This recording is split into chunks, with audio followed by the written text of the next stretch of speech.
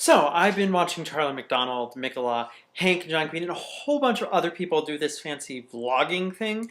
And so now that I've got a reason to do it, I guess I'll give it a try. So let's start with a little bit about me. What do I do besides talk to a camera in an empty room? Oh, there's a cat, but a whole lot of stuff. So let's go ahead and dig into it. So professionally, my jobs have focused around troubleshooting.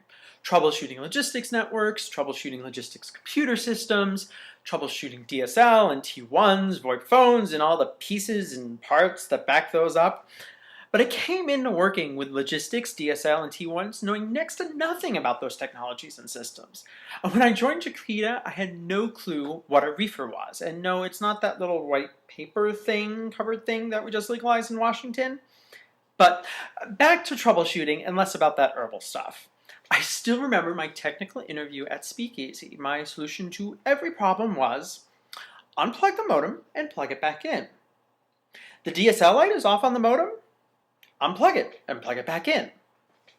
The LAN light is off on the modem? Unplug it and plug it back in. The internet light is off on the modem? Unplug it and plug it back in. The modem is on fire? No, I'm not showing you that. I never was a pyromaniac.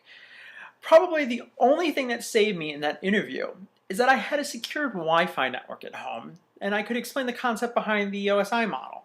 But once I got to Speakeasy, I picked up DSL and VoIP and all of that stuff reasonably quickly, and I managed to mentor a lot of other people along the way. I also developed a bunch of tools to make our jobs easier, including tools to clarify our invoices for both ourselves and our customers. And this was such a transformation in what we had been doing that I was tapped as the sole representative from the customer service teams to be part of a project taking this to this. This invoice greatly reduced calls from customers inquiring about their bills because it was a lot more user-friendly. And speaking of making things more user-friendly, around the same time I dove into HTML, CSS, and JavaScript to develop Metro Mobile, a touch-friendly front-end to King County Metro's trip planner. Another of my projects that took an existing tool and made it more user-friendly was a plugin for MuseScore to create a Bell's Use chart. What's a Bell's Use chart, you asked? It's this. It appears at the top of handbell music to assist handbell ensemble directors and performers in the rehearsals and performances. Oh, and that's my major hobby, handbells. I'm in a few groups. This is one of them, Resonance Handbell Quartet. Here we're playing Bach's Bourrée 2 from the English Suite No. 2 in A minor. In addition to playing in the group, I'm the managing director, which basically means I handle all the paperwork, or nowadays spreadsheets and whatnot, a bunch of logistics and all that jazz. But we don't play jazz. Yet. I'm also in the University Unitarian Church's handbell choir. I'm a member of UUC, and I've done a bunch of things from co-chairing the coffee crew, serving on a bunch of committees, including the finance committee, where I suggest that we switch banks to better fit our values and business needs, and I worked on the search process to find the best bank.